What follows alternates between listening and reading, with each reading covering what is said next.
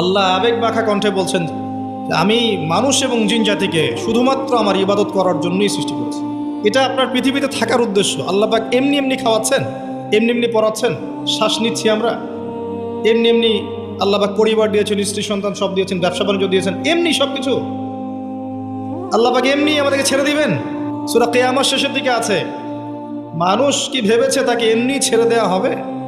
মানুষ কি ভেবেছে তাকে এমনি ছেড়ে দেওয়া হবে?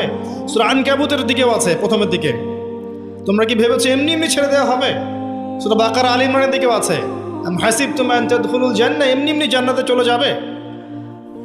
নিছক খেলার ছড়া আল্লাহ পাক পৃথিবীতে আমাদেরকে পাঠান নাই, সৃষ্টি করেন নাই। এর উত্তরটা এটাই, আল্লাহ পাক আমাদেরকে পাঠিয়েছেন তার ইবাদত করার জন্য। এটাই আমি বলতে চাচ্ছিলাম। আল্লাহ রাব্বুল আলামিন মানুষকে পৃথিবীতে পাঠিয়েছেন। এর আগে পৃথিবীতে এমন সময় চলে গেছে মহাবিশ্বে মানুষের অস্তিত্ব ছিল না।